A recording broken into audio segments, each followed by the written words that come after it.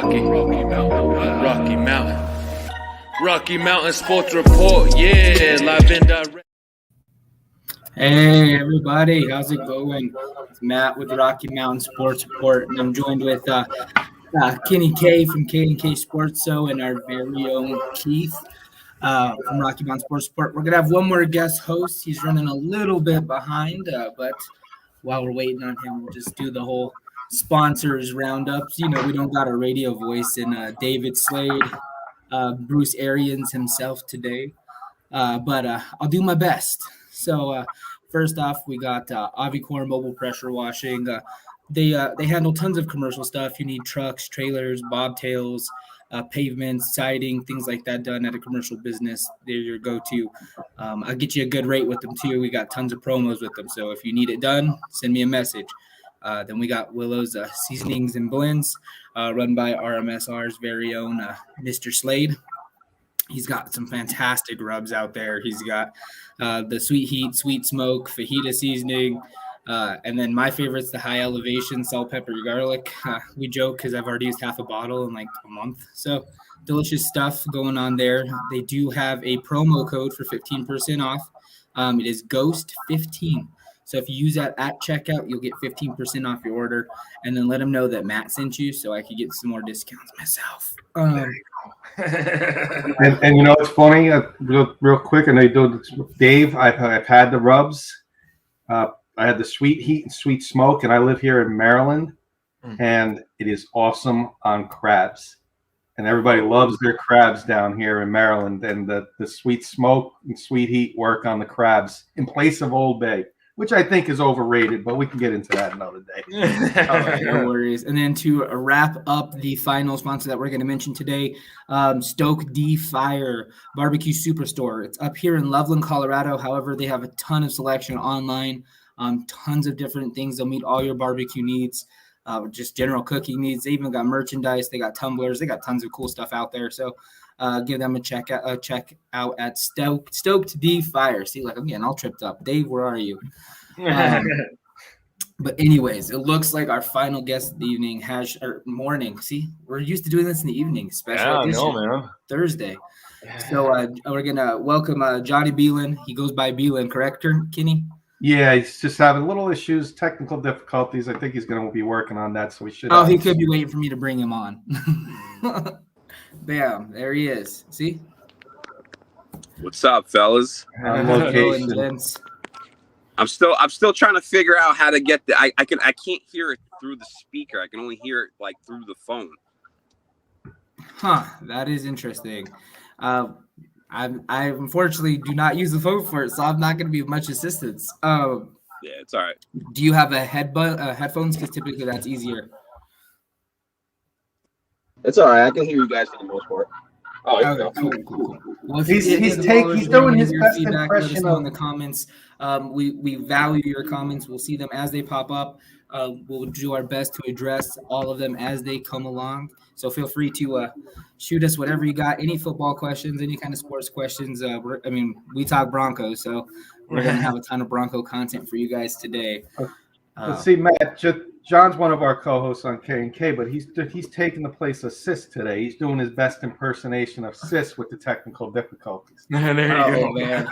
Are you guys hearing an echo from me or no? No, we won't hear an echo from you, but you may hear an echo from us. Yeah, that's fine. Okay. Without further ado, though, I mean, if we're bringing up Sis, I mean, you made it past Sis last time. Sis got in here and froze, and then he would answer a question, and it would show up, 4 or 5 questions later. So we were having some significant difficulties. It was a blooper reel comedy at its best. Let's just put it that way. Sis might have a phone from '95, so we know. Doesn't work well on the flip phones. But all right. Well, anyways, I want to give you guys, your proper plug. So K&K Sports Show is a great podcast. They have a couple different shows 3 times a week, Tuesdays, Wednesdays, Thursdays. I can't remember all the times off the top of my head, but even if you're not catching them live, it's still great content. They break into high school sports, go all the way. I don't think, is there a sport you guys don't cover? I mean, you guys go Kentucky Derby. We actually just had a hockey. One of our interns, it's funny that you said that. Hockey we weren't doing a lot of. the three of us and John, the four of us, I should say, we don't know hockey too well. But one of our interns that Kurt and Jen found to help us this year is a big hockey fan. And I mentioned Scott's show In the Crease, and I'm going to be sending them your way to give you guys a little knows everything like hockey, like Scott, but on the East Coast. Oh, so yeah. he's If going it to help wasn't you for guys Greg out. and Scott, Rocky Mountain Sports wouldn't have hockey. Give you the Rangers and the East Coast. He's a Devils fan, so he's going to give you all like the metropolitan area. They're throughout the year. He'll help you guys out with that wherever you need them. That's awesome, man. Oh yeah, absolutely. So Great little find. I know you guys kind of hopped on late. We didn't have much time to discuss the agenda. So if you look in your private chat, agenda will be in there on the side piece. Essentially, we're going to talk the Broncos. I mean, the very first place we do on typically on Wednesday nights, we do our cool down coaching review. As both you and Beelan probably know, we're in the midst of a coaching crisis here in Denver, and it's been ugly. I mean, Vic Fangio was the defensive guru, and unfortunately, 3 seasons in, we haven't seen it. Pat Shurmur was brought in to bring consistency to an offense that I guess was underperforming when Rich Scangarello left, and now we've been struck with a record-setting 21 opening drives without a touchdown. Insanity. I can't believe it, but that's where we're at right now. So that's usually our first segment. Maybe we let the visitors go first, Keith, because after rewatching the game, it's my cool down maybe a little more heated up than response was. So I don't know if I'm the best option to go first. Yeah, I know this is on Beelan's heart because he loves going after Kurt, but I'll just go real quick because last week I got to see the Ravens. Broncos couple weeks was it 2 weeks ago? I got to see them because I'm here in Maryland, but I didn't get to see the Broncos Pittsburgh. I had a better game on Green Bay Cincinnati. So but throughout the day texting Kurt, seeing highlights. From what I'm seeing, again, the coaching staff, Kurt preaches it. Your strength is your defense. Yeah. Run the ball, be more of a ground control team, in my opinion, and use Teddy Bridgewater as a manager. But we can get into Teddy Bridgewater a little later. I think he was rushed. He should have sat out this week. You have a 17-game season. You're 3-1. No need to rush him into that Pittsburgh game, in my opinion. Let the guy sit for a week. But that being said, just like our problems with the Giants, I don't know how John feels about his Jets play calling, but offensive play calling, I don't know what these guys are doing. They must be having dinner at a steakhouse each week, Shurmur and Garrett, or having Zoom meetings and discussing their game plans because they look the same, in my opinion, and it's terrible. Absolutely terrible. So I think the play calling needs to get better. You need more on defense. You need to blitz more. You got a top defense that on paper, and it's playing like a bottom level defense. That's my opinion on it. Appreciate the outside perspective, Kenny. How about you, Beelan? You got anything for us? Yeah, man. I mean, listen. I'm always the Kurt hater.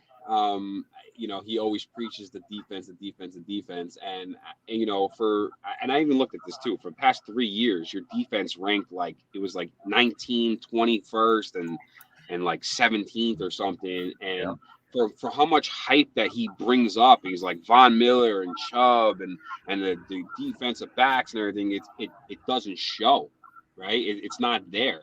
Yeah. And I don't know if that's Fangio's part, because honestly, if you look at the defensive stats, and Kurt hates this when I do stats, but you guys don't give up a lot of yards. You don't give up a lot of points. So I feel like it's there. The defense is there.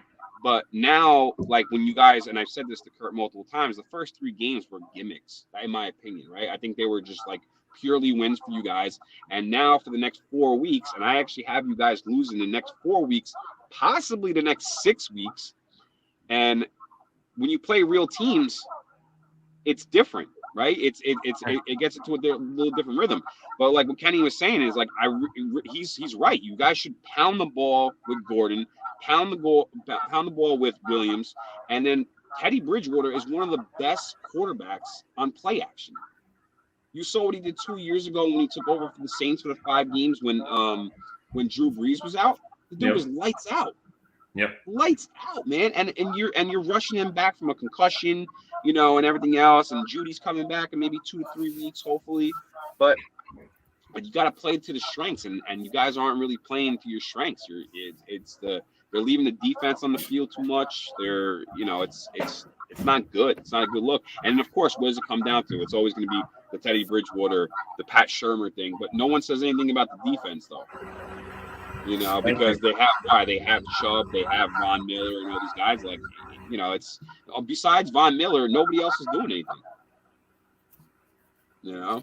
But by the way, Kurt is listening. He can't comment, so he's going to text me. He's at work, so he is watching. His ears must be ringing, so he's watching over there, feeling. So watch what you say. Where's Chubb? Yeah, so Keith, you know, so Beelan's kind of steered me right into where I'm going. But didn't mean to cut you out, Beelan. You go ahead, finish your thought.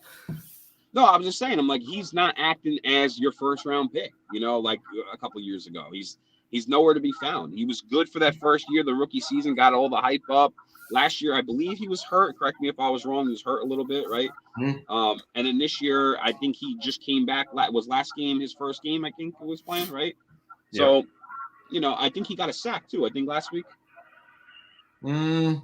No. He's talking about Chubb, correct? Yes. Yeah. No, Chubb got hurt I believe it was the second game of the season. He came back and got hurt. It was against the Jaguars, the third game, I believe. He got injured.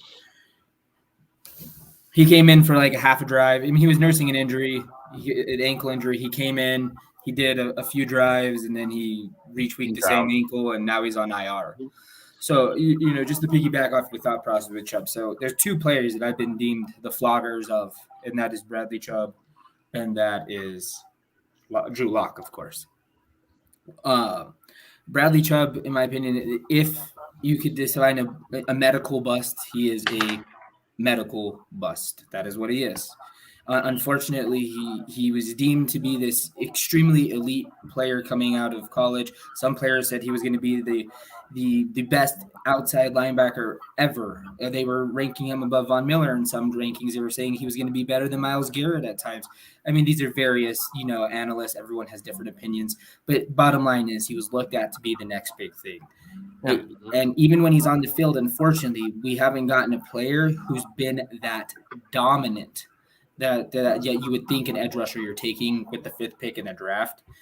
We haven't gotten a dominant player. What we've seen when Von Miller was gone, what we've seen is a capable pass rusher, but not one who's forcing pressures and getting hits and getting those sacks. Yeah, it's just that's what happens. And unfortunately, I'm not impressed, and I'm kind of upset that we picked up the 5th-year option without getting a full. Unfortunately, you can't get the full year anymore. They had to pick it up back in March, but now you're paying him $12.5 million to. Who knows if he's even going to be able to play next year? Yeah. So, want me to read some of Kurt's comments real quick? Yeah, go ahead. Send Kurt. Go right ahead. Fangio, Shurmur, Teddy, all gone next year. If Broncos lose this week, Shurmur goes. All costs next year, Rodgers or Russell Wilson. And this staff is destroying this team. Too much talent, stupidity of coaching. For Kurt Valenti's comments. Biggest Bronco fan on the East Coast. Kenny, we'll piggyback off you real quick. Kurt is the biggest flip-flopper you want to meet. 3 weeks into the season, Teddy Bridgewater was his man. I have text messages. He looks good, blah, blah, blah, blah, blah, all this stuff. All of a sudden, he gets hurt the one game. Last game, he does terrible. He doesn't want him ever again. Real quick, before I hop into my coaching take real quick. Because Beelan led right into our path. Keith, I'm gonna have to cut you off, and I was setting me up to be last, but he went down the path I was feeling. So we're gonna fuel the fire, and then you're gonna have to cool it down because it's okay, buddy. Cool down. I'll get the hose ready. All right. So real quick, I want to address a couple comments. Is there any players that have been injured ready to play this week? It's still real kind of early in the week. We haven't heard anything. We know Kareem Jackson's nursing an injury. Mike Ford is nursing an injury. It does sound like Darby's been activated and practiced all week, so we're looking like we're getting him back to play this week. Now the question becomes, who do you take out of the rotation? Is it Patrick Surtain or is it Kyle Fuller, who's been getting eaten alive? Fangio has not committed. He said he's expected to have an answer by Friday. So we'll see what happens there. Why has Justin Simmons been so ineffective and Kareem Jackson playing way better? So this is going to lead into my rant with Vic Fangio here. So after rewatching the game last week, we were like, where's the blitz? Where's the blitz? And then unfortunately, I found the blitz. And then I look back and I watched, I watched the Ravens game. We were blitzing the last 2 weeks. Vic Fangio's defense has called over 44% of his plays have been blitzes. My question is, why have they become ineffective? And I think I found the answer is because we've become predictable on defense. We know that those four, our starting five, are not getting any pressure. So now we're constantly blitzing, which is then causing our safeties to come down, cover backs and tight ends, which has been what has been Denver's number one struggle for, 10 years now. We haven't been able to cover a tight end for 10 years. And it's exposing Justin Simmons as a significant liability in one-on-one coverage. What also do you have? You have an inexperienced corner in Patrick Surtain on the outside, who there is legitimate speed concerns, and we're having to see him play off, which has been my significant complaint for 2 weeks now. Yeah. So, we're leaving him out on an island. We're leaving Kyle Fuller, who's an aging corner. We knew he was aging, and that's why the Bears didn't want him anymore. That's why the Seahawks declined the trade for Russell Wilson, because Kyle Fuller was the centerpiece of the trade, and it's been visible that he's declining. And we're leaving these players who aren't ready to be out on an island. And unfortunately, when you're blitzing and you're getting swallowed up in the blitz and you don't have two competent inside linebackers, with Justin Sternad being inexperienced, he's getting swallowed up. He's not reading the holes. We've seen him look like a deer in headlights last week, where Najee was able to break that huge run against us. He's missing tackles. He was supposed to be the coverage guy. Now we're asking him to come and fill gaps, to do run blitzes. It just seems like we have no consistency in our play calling defensively, which then, might as well. Let's just throw Pat Shurmur under the bus right now. Let's just run him over and get it over with. But leads me to the offense. I want to piggyback off what both of you guys said. 17-week season. And Teddy Bridgewater, got rocked on, some would say a questionable play against Baltimore. It was apparent that his bearings weren't all there in the first half. And, we rushed him back. And then, of course, it's just giving Vic Fangio another deflector. Oh, our quarterback play wasn't the greatest today. Oh, Kyle Fuller, this. I'm kind of getting tired of those excuses from Vic as well, though. But back to Shurmur. We rushed Teddy B back. And then you give him a game plan that doesn't fit what his strengths are. Where are all of our throws going? Outside the numbers and north of 15, 20 yards. They're all 20-plus yard plays. He's not the most accurate quarterback when we have him throw those, deep passes, and we're not setting him up to be successful for when he can make those throws. It's with Teddy Bridgewater. It's you got to build it up, and we see this erratic but yet predictable offensive play calling from Pat Shurmur. It's either run on first down, get 2 yards, pass deep on second down, and then you're stuck with a 3rd and 7, and you only have one. You have one play. You have one play sheet for 3rd and 7. You become predictable, or you go out and you throw it 3 times, and that's not a successful way for Teddy Bridgewater to win games.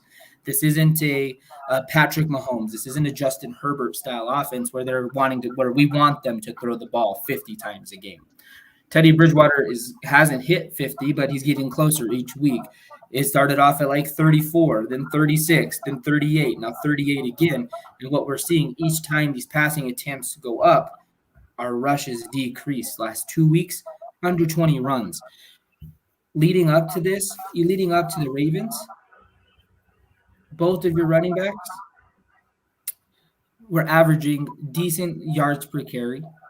They were the only 2 running backs in the league to have over 170 yards put together for 3 consecutive weeks, and we abandoned it. We just threw it away. I don't understand why you're abandoning what's working, Mr. Shermer. But I piggyback off of Kurt's belief that if we lose this game to Las Vegas this week and we can't sustain the run or find that balance, Pat Shermer needs to be gone if Vic Fangio wants any chance to save his job. All right. Leaves it to me now. Thanks, Matt. Whew, sorry, it was like, I went for it. I went hard. It was You did passion. go hard. That was my Denzel Washington, Remember the Titans speech almost. There you go. I would love to come on here and douse the flames with a lot of passion, but I don't think I'm going to have nearly as much passion. I think if you're going to say anything, I would say that for one, we had a travel week that was messed up, and I know that wasn't Matt puts that all on the organization, but we couldn't get a hotel in Pittsburgh the night before, so we had to come in, and everything was last minute. We did end up putting Teddy Bridgewater in too soon. I think we were trying to sustain some wins, and they didn't have the confidence in Drew Lock to go in there and put in a game plan for him. So honestly, what I saw was the exact same game plan from the week before, and which would make sense. They didn't have a whole lot of time with Teddy Bridgewater out on the field. Try to get that game plan working again, and we saw the exact same results. A lot of passing, no rushing, and a loss when it comes all down to it. I would have to agree with you guys, though. I mean, how many years can we go with Vic Fangio and not producing a defense, which is what he was really made to come in and do? Beelan hit the nail on the head. You know what I mean? That should be our backbone. That should be a top 10, top 15 at least defense year in and year out, and we haven't been able to even crack that. So what have we gotten from Vic Fangio? And Pat Shermer is what I expected from Pat Shermer. I hate to say it, but all you Giants fans who might be tuning in from the area, the East Coast area, I was never a Pat Shermer fan to begin with. So it's producing the same results that I saw back then, mediocre results, and you're always trying to catch up in the ends of the game. So love to douse the flames, but I'm in a lot of agreement with you guys. I did my best. I'll rack it up on a quick rush back from Teddy Bridgewater, a bad game plan from the week before that was pretty much copied into this last week's game plan as well. And we're hoping that all changes. Believe me, this next coming game, there's lots of turmoil on the other side of the ball too. So we'll have to see how that all plays out. Let me ask you, Keith and Matt, a question.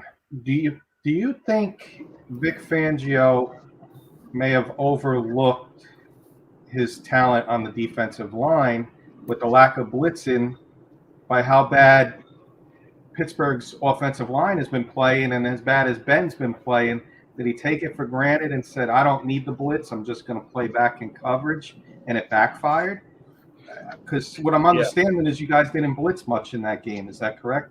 Yeah. We did significantly more in the Pittsburgh game, about 44% more than what we had all season.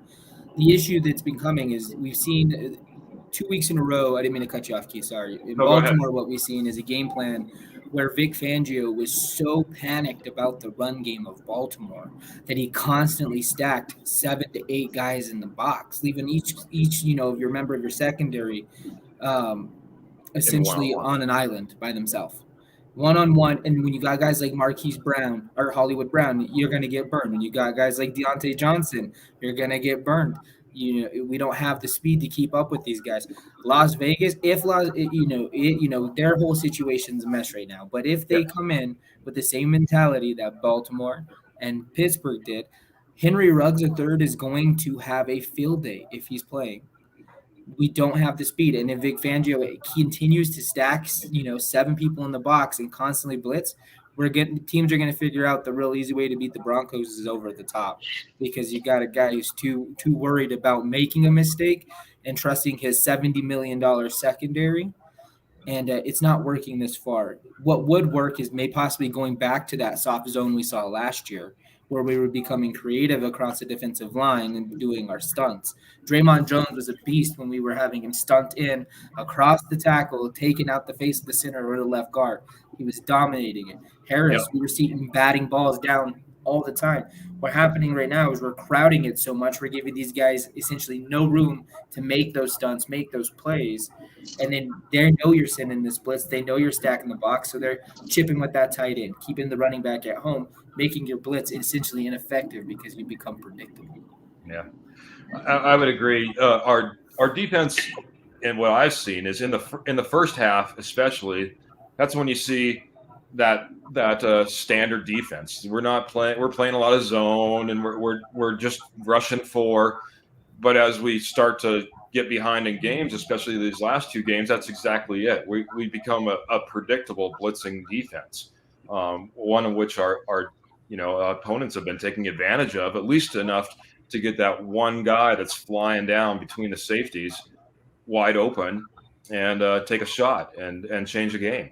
So it's really frustrating to watch our Denver defense, just because what potential they have, but it's not being utilized correctly, even when we are blitzing in the proper situations. So the one thing I will say, if you're to make you feel a little bit better, hopefully they're looking at a little bit of game plan, and the fact that the Raiders are 29th in the league in rushing, 31st in average, and they're 4th in passing. So hopefully we're not stacking the box too much. Well, let's hope it doesn't forget to keep people home this time. Let's hope it's not the opposite and forget to keep them home, because that's what Josh Jacobs and Drake are going to run all over.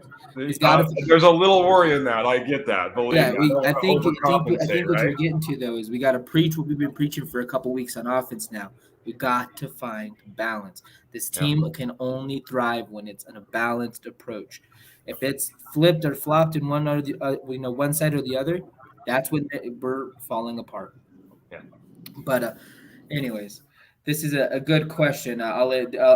I think I. I mean, man, I should. But how do we solve? I feel like I should pick Darren Waller this week. There's a possibility on that. Yeah, I mean, let's just hope he's just not. I mean, you. What I've been hearing is that you guys really can't cover tight ends, and and especially if you think about Oakland. I mean, not Oakland, Las Vegas. I mean, Darren Waller's the number 2 tight end in the league, and if you can't cover that guy, man, I don't even think you need to worry about that rushing. And honestly, those stats are a little bit thrown off, because that whole rushing thing. Josh Jacobs was hurt for 3 weeks, and they had Peyton Barber, I think, running, and I don't think they ran. I think they just used Derek Carr as a gunslinger, which technically that's what he really is. Yeah. But I mean, I don't know. So, I'll just go quickly, real quick. So, my thing here from you guys on how you guys are saying it is, I have a 2-part question for you guys. Was it better for last week to have Teddy Bridgewater at 75%? Or from what I know, from what I hear from Kurt, is that you guys really don't like Drew Lock. So is it better to have Teddy Bridgewater at 75% or Drew Lock in the game at 100%? And then my second part to that thing too is it sounds like you guys are all over the place. It's either I speak, and I'm a Jets fan, man. I feel like we have a lot of issues. I hear you guys, man, but you guys have 3 wins. I'm like, wow. I'm like, you guys really are concerned about a lot more than what it really, what I think it is. But so that's my 2-part question for you guys. I mean, absolutely. Those both are valid points. To address the first one, unfortunately for me, because of the way that we're set up right now, a 75% Teddy Bridgewater, unfortunately, is better than 100% Drew Lock, in my opinion, right now. Just based on the way that we're constructed. Pat Shurmur's inability to adapt and change towards these young players. We've seen what happened in New York with Danny Dimes. It's a refusal to shift from his natural tendency and philosophy to, shoving a square peg into a round hole argument. That's what Pat Shurmur is. He won't adjust to his players' strengths. Drew Lock can't sit back and stand in shotgun and run the 3 wide. He just can't. He thrives off of play action, 2 tight end sets, and it's something that we just aren't doing when he's on the field. And then going to the next part of the question, yeah, there's significant concerns here in Denver because what we've seen is when we're playing either young, inexperienced coaches, which essentially we faced the first few weeks of the season, or we faced or really bad football teams. Our coaching isn't an issue, but as soon as they get put on the spot against competent coaching, they're easily out-coached, leading to predictability and major concerns. And that's just where we're at, unfortunately. And it's been, those 3 wins are great, but when you've had 2 years of the same issues coming around, and now they're starting to rear their ugly head, it's real easy to highlight those concerns because they haven't gone anywhere. You just played teams that weren't the greatest. Yeah. Issue number 1, Drew Lock, I think could be the starter in the right situation against the right defense, but Pittsburgh wasn't the situation and the right defense to go up against. They're aggressive and they disguise well, and in those situations, you need to be able to go through second, third, sometimes come back to your second read in order to get that completion, and that's just not where Drew Lock's at in this offense, especially this year. As far as the overall concerns, I think, boy, I mean, it's tough you being a Jets fan, Beelan, because you guys have had some rough years for a very long time, and we had Super Bowl years not that long ago, in our opinion. So all we've seen since is kind of debacles. It doesn't matter if it's been in the quarterback room, doesn't matter if it's been from a GM perspective, doesn't matter if it's been a head coach. We've seen so much since those days, and so we see it and we feel it, and it hurts because it seems like we're just unwilling to change in a lot of ways. You know what I mean? We've been stuck in a mindset. It doesn't matter if it's who we want as coach, who we want as players. It's been tough to watch sometimes. So we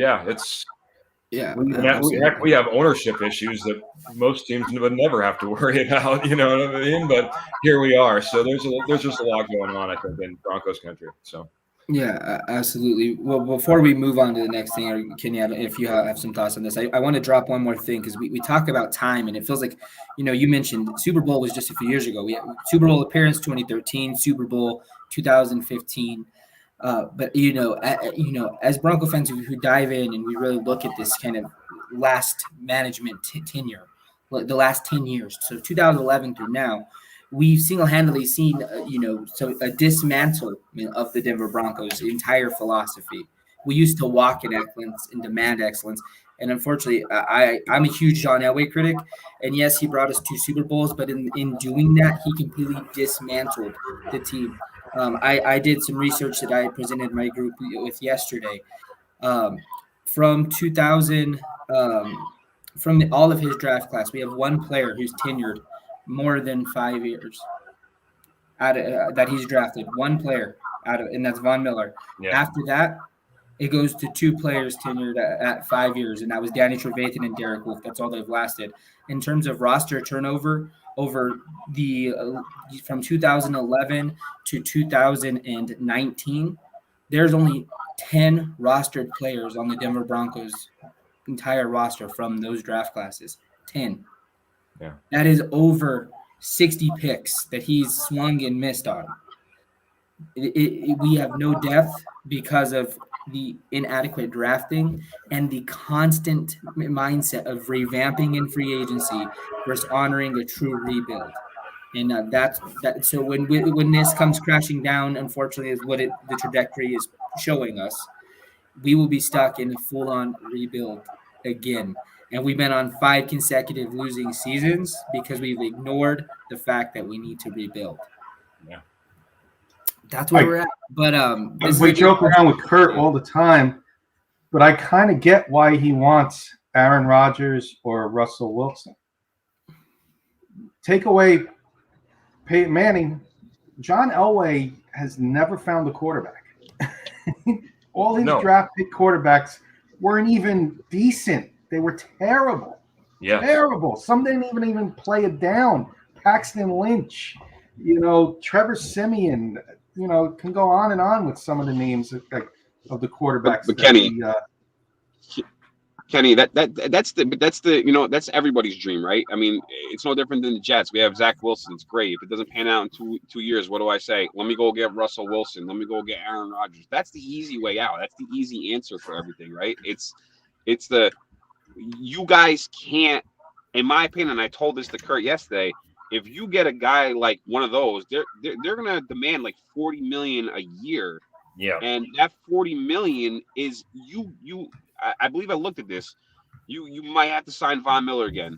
Maybe Bradley Chubb comes back. You make a decision on that, right? Kyle Fuller, you got to make a decision on. There's a lot more to play in saying just bringing him aboard or one of those guys aboard, because they are going to demand a lot. Yes, your salary cap goes up a lot, but you also have draft picks, which you got to probably save $5 to $6 million a year. So there's a lot more to play into it when you go like that, because when you look at teams like those guys with elite quarterbacks, if you look at their salaries for other players, there's not that many players underneath them that have a lot of salary. Like besides Aaron Rodgers and Devontae Adams, the next player is probably like maybe one of their offensive linemen.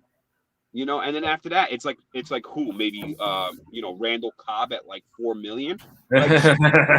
And you can't do that with the Broncos. The Broncos are such spread it out and over the picks of draft picks nowadays and how they get picked out.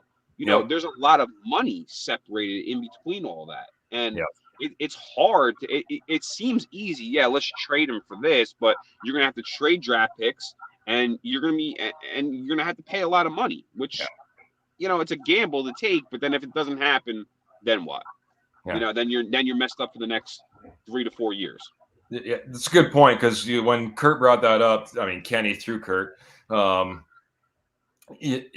thought the exact same thing. I can't think of any other situation outside of Peyton Manning where you bring in a high-dollar veteran quarterback and you've won a Super Bowl. There's a few times you go in, you maybe become contenders, you know what I mean? But that situation was so unique. A guy coming off an injury, so maybe you don't have to pay him so much. Mm-hmm. He's also one of the best in the league, so he brings in talent galore at a cheaper price. Mm-hmm. You go in, you trade for, an Aaron Rodgers. Well, first, he's not taking a discount. No.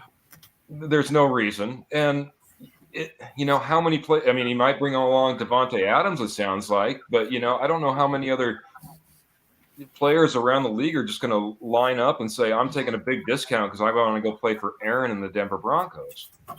It just doesn't look right. And then you look at the game plans of so many of the great stars that we're seeing right now. It doesn't matter, Patrick Mahomes or you look at Buffalo, or you look down at San Diego, Los Angeles. You know what I mean? You look at how some of the best teams in the league are doing it. You don't do it by trying to go out there and get the highest paid quarterback that you possibly can. It's quite honestly, 9 times out of 10, it's going to destroy your team. Yeah, I mean, in rare instances, as you spoke, Beelan, you've traded away all your draft picks. You've had to invest all your money into one guy. He's probably tied up for a very long time, and it's a lot of guaranteed money. And if it doesn't work out, where are you stuck with? 5 years of mediocrity at best.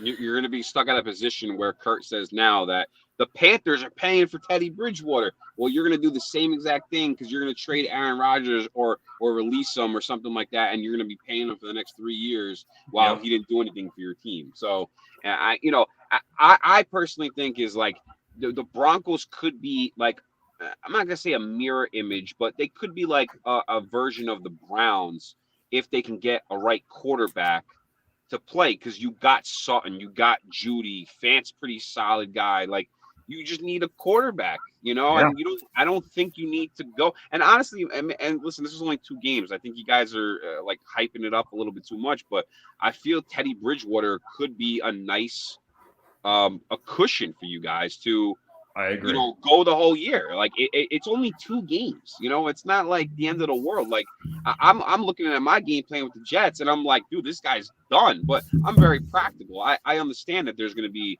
2 to 3 years of just headaches and everything like that. Yeah, I'd rather be in a position where you guys are in, where it's saying, oh, Teddy Bridgewater can get me mediocre stuff and do. He's like an Alex Smith. There was nothing wrong with Alex Smith. Alex Smith did a lot of really good things. Absolutely. So, and all due respect, not you guys, but to certain Denver fans, we're all saying you want Shermer gone. But if you want Shermer gone, it's Shermer's fault. Yes, we all think it's Shermer's fault. That doesn't mean it's Bridgewater's fault. It's Shermer's fault what's going on, not Bridgewater. And these in Kurt, I don't mean to throw him under the bus. He can't defend himself.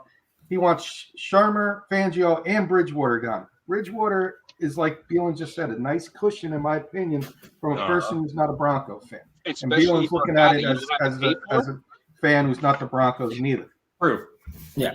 So my new nickname in the group is the Teddy Apologist from his performance last week. So it's whatever. But to piggyback back on what you guys are saying, we are so quick and radical to want to throw this quarterback under the bus, throw the coach under the bus. And you're right, it is only 2 games. And looking back at these 2 games, Teddy Bridgewater wasn't the main component of our failure. It was a lack of physicality. It was ridiculous penalties that, your mistakes. Those are mistakes. You're making you're draping your arm over a receiver in Pittsburgh at a home game. You're going to get called for a pass interference in the end zone. It doesn't matter. Your leverage on a field goal, you just gifted them 14 points when it should have been 6. The Javonte Williams spike, we talked about it last week. It was pretty minimal, but unfortunately it killed the momentum. He got inside his own head. You took a sack the next thing. None of those things are pointing to Teddy Bridgewater as being an issue. We look at him having some inaccuracy issues, in the first half. How much of that was the concussion or effects, getting back into rhythm after getting knocked out? Yeah. We don't really know. The last thing I'll say is if you get an Aaron Rodgers or Russell Wilson, you're going to put up 30, 35 a game, but you're going to give up 40 because you're not going to be able to pay any of your defensive guys. No, they're all gone. So your strength is going to become your weakness. Yeah, I'm not sure if you guys know this, but I try to do a lot of my research. I'm a huge off-season guy. That's when I thrive more than the regular season. It's kind of an awkward twist for me. I draft and numbers, that's my fun stuff for me. Denver's slated to lose over 50% of its starters across the board. So they're slated to lose 11, possibly 12 starters out of their entire team. They're expected to have roughly $70 million in cap space before you account for a draft, typically around $8 to $10 million. That unfortunately their roster doesn't really have much room to free up any additional cap space. Graham Glasgow is really the only expendable contract, and then you're going to hurt your right side of the offensive line because one of the starters I mentioned is your right tackle that's not going to be there. So you could release him and hope Netani Moody's ready to step up, which I think he will be at that point. He's a solid guard, and he's looked okay when he's played this year.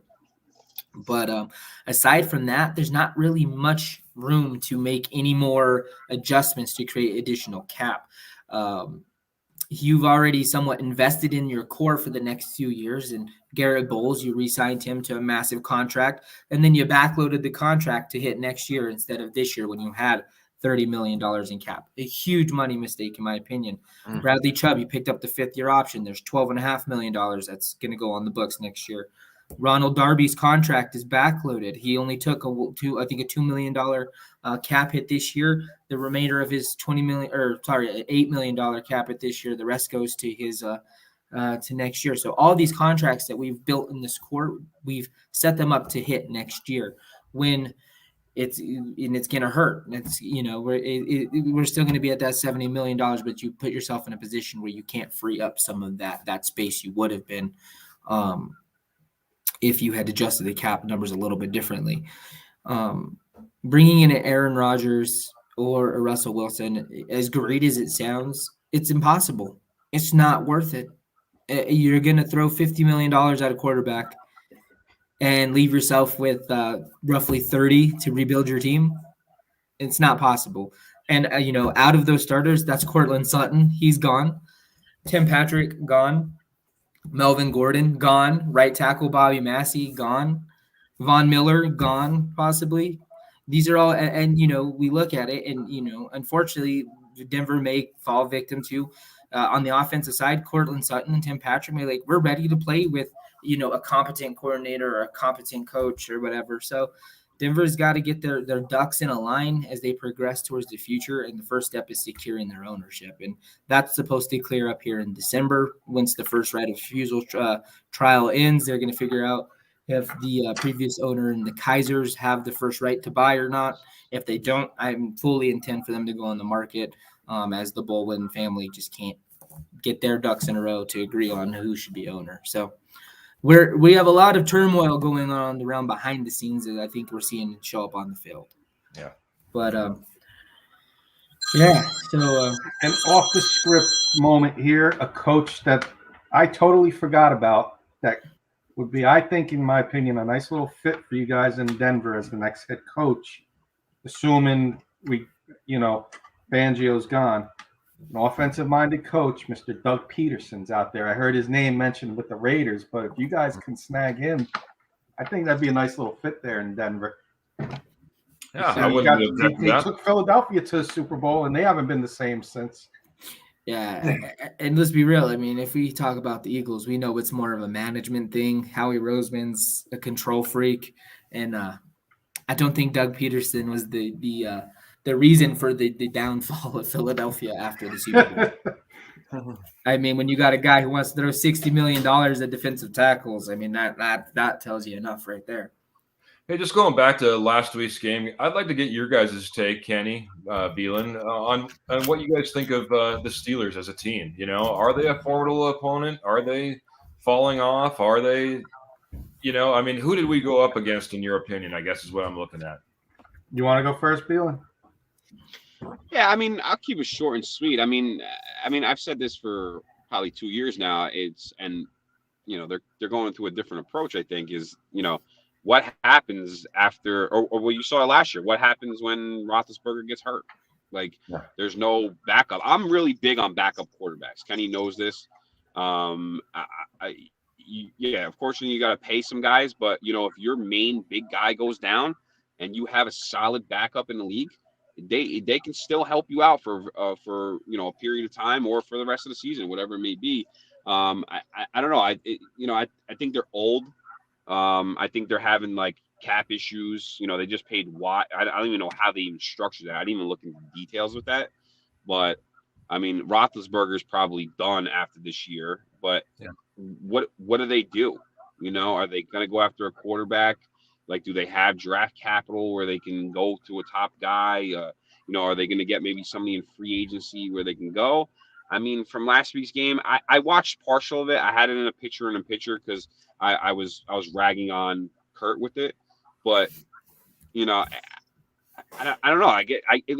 To me, from what I was watching in the period of it, it was really the secondary. The secondary was getting burned on a lot of stuff. And it wasn't even just deep passes. It was just route running. It was just Roethlisberger looked really good.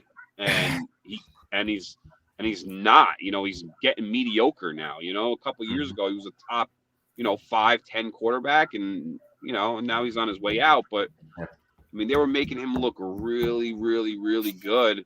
I don't know, man. I'm really big. It's just, I hear it all the time. It's the defense. Well, you know what? At the end of the day, before Shermer and Teddy go, the defense needs to go, because they are not showing up at all in real games now, and it's just, you can't get, especially if you're going to play man-on-man coverage, you got to have somebody over the top if you're going to get burned, and it seems like from what you guys are saying, I mean, I don't watch the Broncos games too much, but if Surtain's getting beat, you better give him help. You got to play a little cover 2, cover 1, do something, but man, I don't know. It's. Yeah. And no offense to you guys, I legitly had you guys losing the next 4 games for going 3-1 to 3-4. But my biggest game, I'm waiting for this because I'm waiting for a bet with Kurt, is when they play the Cowboys. So even though I'm not a Cowboys fan, I'm a monster Dak Prescott guy.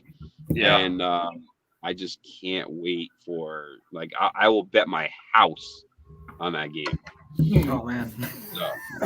Well, good thing we're not betting men on when it comes to the Broncos this season. So I think you're good. My quick answer, Keith, I think it's a veteran team, and the veteran team is that team that beat Buffalo in week 1. The only team that beat Buffalo so far this year. Yeah. And a veteran team like that is going to have good games and really bad games. And Pittsburgh is also one of them places to play. I think it's like, in my opinion, it's one of the 5 hardest places to play in the NFL. It's a tough place, Pittsburgh. So I wouldn't get too down on this loss. Like, oh, I want this guy fired. I want that guy fired. I want this guy fired. Take care of business at home this week with the Raiders. You'll be 4-2. You'll be right there again, fighting for the first place in the division with the Chargers.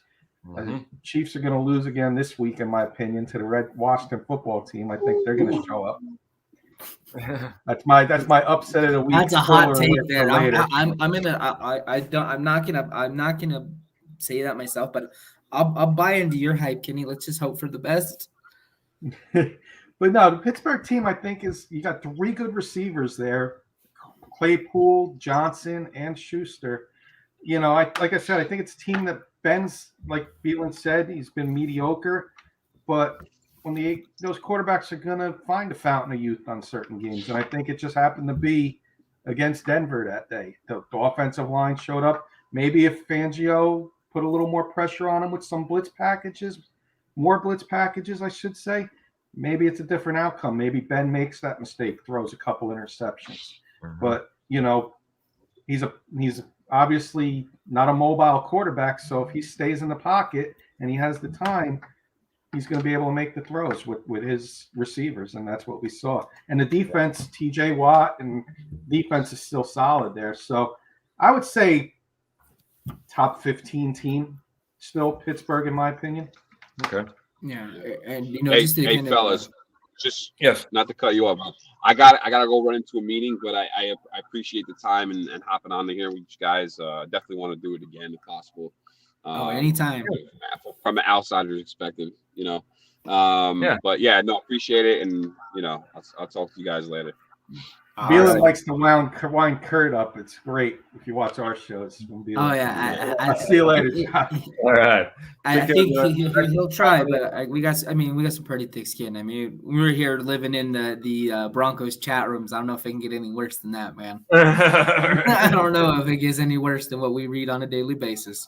But yeah, man. Well, thanks for coming on. You're welcome anytime. Just let me, Keith, Dave, any one of us know, Kenny, and we'll get you on, man. All right, fellas. Thank you again. I appreciate it. All right. Yeah, take care, man. See you later.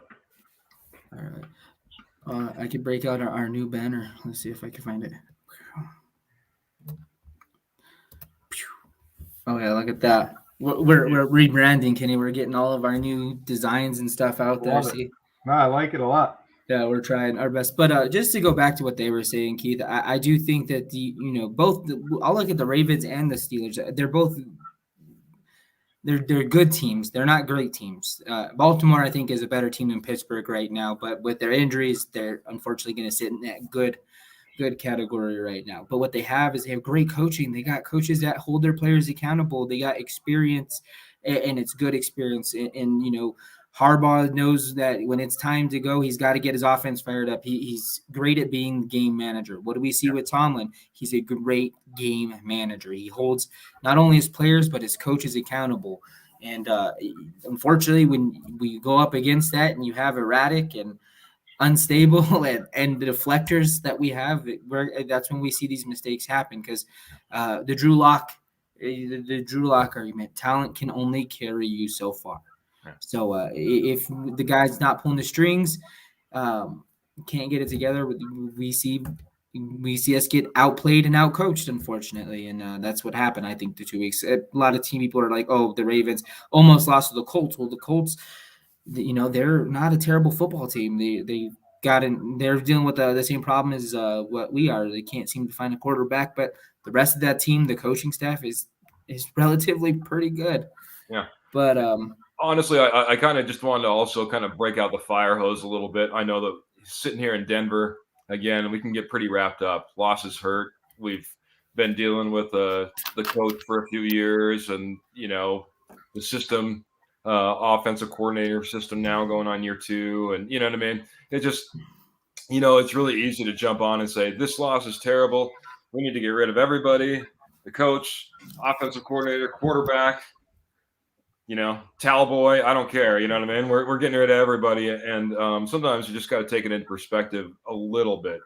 I think everyone bought on that train of Pittsburgh's a really bad team. They weren't looking good, and everyone just wrote them off as one of these horrible teams. If we would have lost our first 3 games, that would have been completely different than losing the last 2 that we have. And there's still a chance to bring this all back together and maybe put together a season, because as you guys pointed out, we all know who plays the Chargers this weekend, and it's the Baltimore Ravens. And the Baltimore Ravens have been pretty dang tough. It's going to be a big game over here in Baltimore. Yeah, we need the Dirty Birds to break out a win, man. We're tied at top AFC West with 1 win and 1 loss, from us and from them. So let's not hit the panic button completely. Yeah, I mean, look at you guys are all the Bronco fans on your shows over there in Colorado and Montana, where you are, Keith. K&K, we have Kurt, who's a Bronco fan. Sis and I are Giants fans. Beelan's a Jets fan, and then we have our guy Carson, who's a Lions fan. So the only guy who's got any chance of his team doing something is Kurt, and you guys with the Broncos. But all joking aside, in years past, the Chiefs would have been, it's their division. They're 5-0, 6-0, and we're done because we got 3 losses. You're right there. You win this week, you're tied for first. Yeah, we got to get back into that. It's a mindset change. I think you're onto something. I'm calling it. I'm picking the upset. Washington's going to show up this week. When nobody least expects that defense to show up, this is going to be the week that they show up. Hey, I'll ride that. I'll ride that into the sunset, Kenny.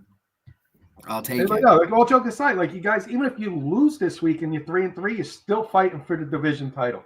Yeah, we really. And history supports Chargers fall apart later in the season. I mean, that's the last time you could say that's what happens. I mean, I think I think it just comes down to balance. And, if we don't make it out of this game, does the shift in offensive coordinator, does changing the offensive play calling duties go into Shula or someone else, does that change and find the balance that we were able to bring those victories? I mean, it doesn't seem like we're that far off. It seems like because every game, we've lost, we've been there. I mean, the Ravens game was ugly because we seen panic instill, but I mean, it was the first big play that happened, all season. And, maybe we jumped the gun there.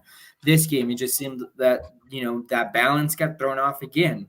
If we can remain balanced, do we win these football games? If we can maintain this, it's balance and discipline. If they can maintain those 2 qualities, this is not a bad football team. No, it's not. They're stacked. $70 million secondary, you're stacked. Second round running back, you're stacked. Second round receiver, you're stacked. I get we're dealing with some wide receiver injuries, and that's not helping. But Jerry Jeudy's right now is 3-2, Thursday, correct? Hopefully. You guys are 3-2. I'm looking at their schedule right here. Their home games. Las Vegas, win that one. That's 4 wins. And I'm not going to do their away games. I'm going to give you their home games. Washington football team, you beat them at home. You got 5 wins. Chargers, win that at home. You got to have the home field advantage. Make my high. Win all your games at home. 6. Detroit, enough said there. That's 7. Then you get Cincinnati later in the year. I still think they're overachieving. I think you're going to start seeing a little decline with them soon. That's 8 wins. And then you end with Kansas City at home, and that's going to be a big game. 8 or 9 wins with your home, and then you got to win 1 or 2 on the road, and you're looking at 10 or 11 wins. That home schedule doesn't look tough in my opinion. I mean, the toughest competition in the remaining home games is our division rivals. And if you can, if you're those wins count as more and more because you're creating the separation. So a win there in those division games is the biggest thing. Your road is a little tough, but if you can squeak out 1 or 2 victories on the road, you're looking at a wild card, guys. Yeah, maybe a division in this year with the Chiefs being down. Maybe Pat Shurmur hits the can, Mike Shula takes over, and we go on a huge stretch, and this team's completely better. Saves Vic Fangio, though. We'll see. I mean, you guys got more to look forward to than the Giants, man. I try and tell Kurt that all the time, man. It's easy to get discouraged. Dallas, unfortunately, looks like a strong playoff contender, so we're done. But you guys got a shot. I'm not going to say you guys are going to win the division. That'd be, putting false. But for the first year, for the first time in 5 years, there's a shot. I'm not going to say no way they can't. There's a shot. Yeah. There's a shot with that home schedule that you guys got, in my opinion. Yeah, it's the first time in 5 years where we've actually had the division within reach. It's the first time we've been this close. Yeah, that's true. Maybe we're quick to jump it, but our old Giants coach Tom Coughlin used to do his in quarters. Yep. He got 4 quarters to the season. We got 17 games now, but he did 4 quarters to the season. And he wanted to be 3-1 after each quarter.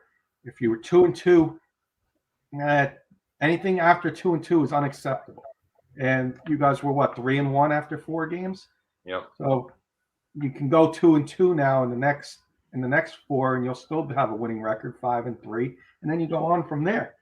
Yeah. I think you guys get 10 wins this year. I do. Yeah, see, I'm sitting at a little less optimistic. I was sitting at 7, but I do think that it is possible. I think it's just, I think my 7-win prediction is obviously biased towards some of these issues that we see in-house constantly.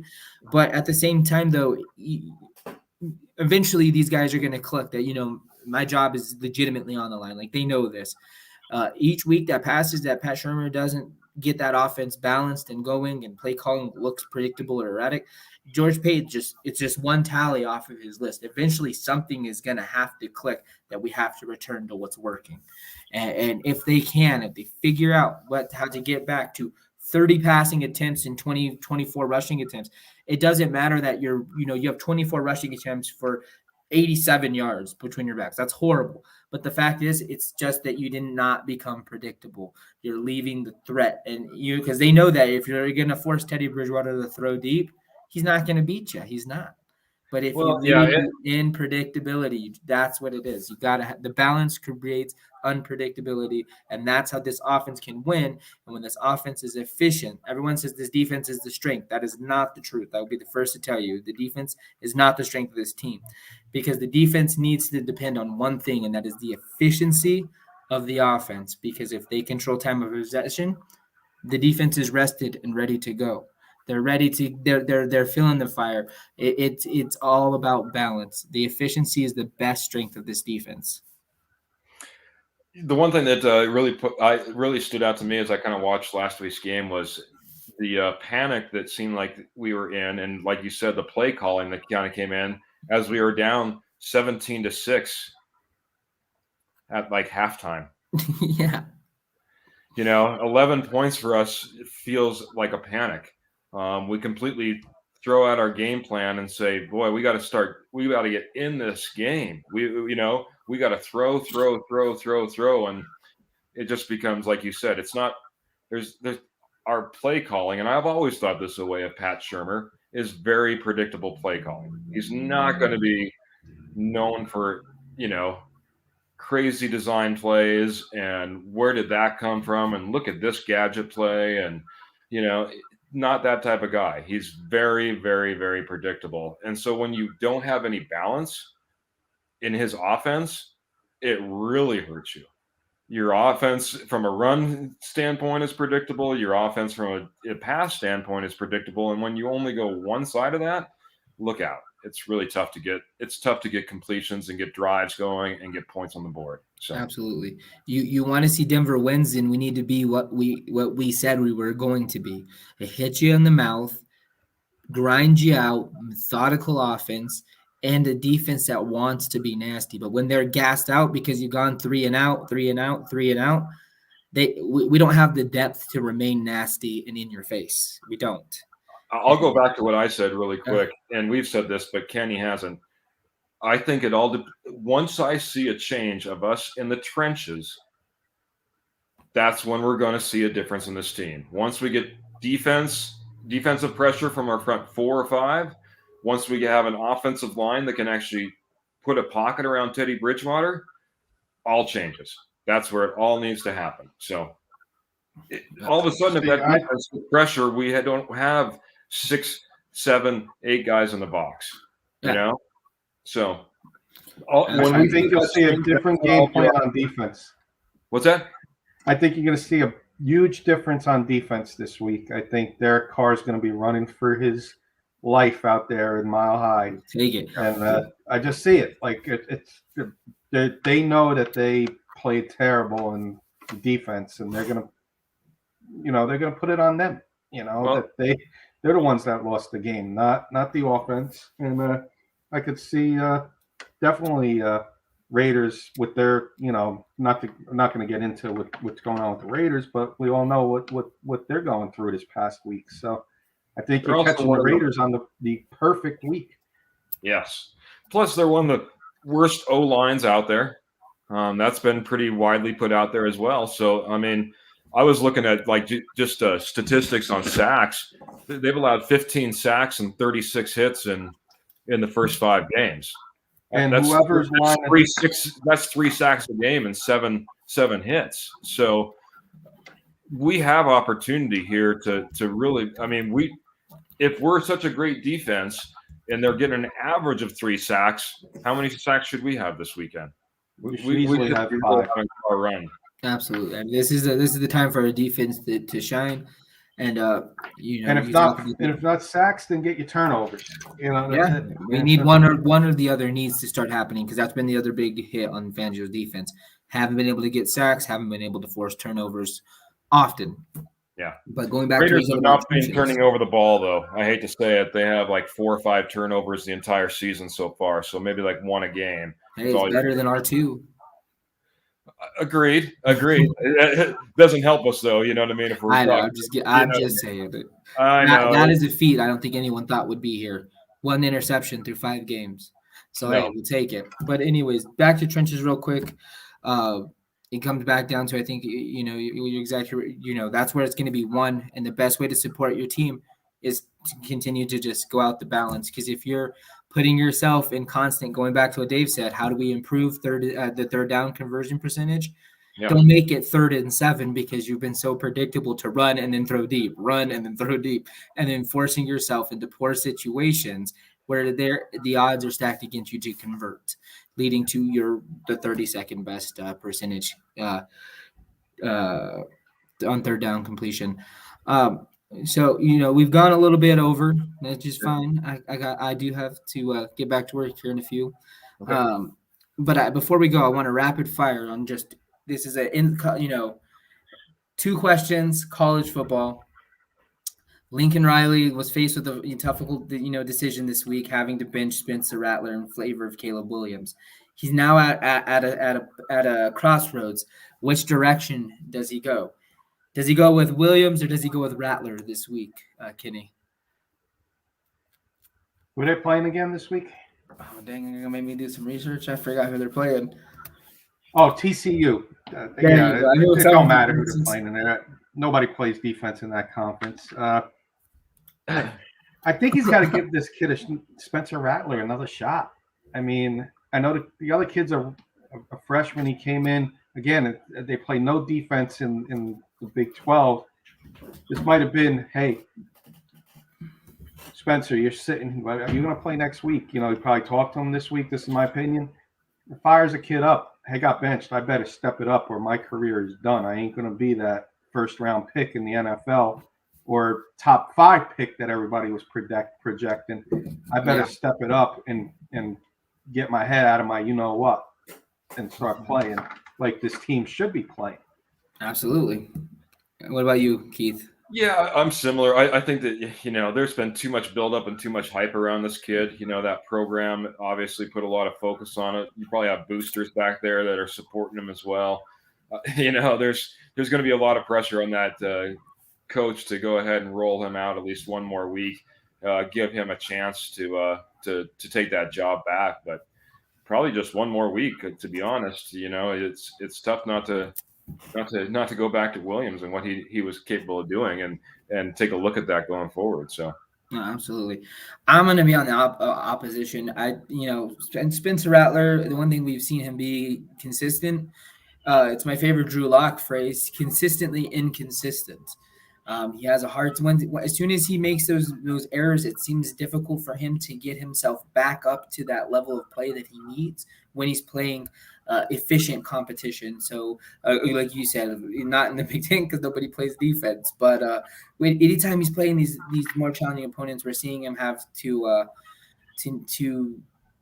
build himself up longer than it should. When he makes those mistakes. So I'm a huge Caleb Williams fan. I think he's going to be the top quarterback prospect to come out in a couple years. I mean, if I'm Rattler, I'm considering all options. Transfer portal. Do I need to take a year off to get myself mentally right for my draft? Like, where am I at? I mean, he's just been poor this year, unfortunately. We've seen him throw poor interceptions, make bad reads, overthrows, things like that. Things that, when you're aiming to be one of the top quarterbacks in the draft next year, you shouldn't be putting on tape. He's had the largest mock drafts. He's had the largest skid. Him and Sam Howell were deemed number 1 and number 2, and they have slid drastically in the quarterback rankings. Don't forget that other guy, the other kid from USC, Kadon Slovis, has dropped too. Big time. He's dropped as well. So this leads to my last really quick rapid fire question. Who is the top college football quarterback prospect coming out next year? Because we're both in teams who may be looking for quarterbacks next year. Who would you want to run your team to invest in as the face of your franchise if you had to pick one? I'll let you go first, Kenny, because Danny Dimes. If I had to pick one, Matt, I'm going to make you happy. Your boy over there in Ole Miss, Matt Corral, if I had to pick one. But he'd be perfect for Denver, but I'm going to give you a sleeper after Keith goes. I'll be honest. That's one place that I don't play a whole lot in. I look at the draft as the draft comes a little bit closer, guys. So I'm the wrong guy to be asking this question, Matt. I'm sorry. You sprung it on me. I know it was last minute. All right. So he's going to say Matt Corral to you then. I'm just kidding. Yeah, exactly. There you go. Matt Corral. I got a deep sleeper and a sleeper. Desmond Ridder from Cincinnati can be sneaky, but my deep sleeper, and he's dark horse for Heisman, is this kid from Pitt, Kenny Pickett. He's putting up some numbers over there, University of Pittsburgh. And watch out. He's sneaking up some boards here fast. Yeah, as much as I want to invest in Matt Corral as the future face of the Denver Broncos, the odds of it happening are very unlikely, as he's probably going to be either the first or second quarterback taken in the draft next year. I'm hopeful that Denver's not going to be in that position, and they are going to be looking towards 15 or hopefully mid-20s if we make the playoff push. Yeah. The guy I'm actually taking is Desmond Ridder. That's who I want. I'm putting all my chips in. He's my number 2 quarterback after Matt Corral. Malik Willis would be my third, but I have same questions with when it came with Lamar. Is it substantial? Was the level of play the reason for the success? I mean, Liberty is very small school, and the level of competition isn't there. But we doubted Lamar, and now he's one of the top quarterbacks in the league. So, but I'm putting I love my friend who lives upstairs. He went to Coastal Carolina. Grayson McCall, when he comes out next year, he's only a sophomore. And they do not lose over there in Coastal Carolina. And just put up numbers. And I watched this kid throw. He just throws things on a dime. It's crazy.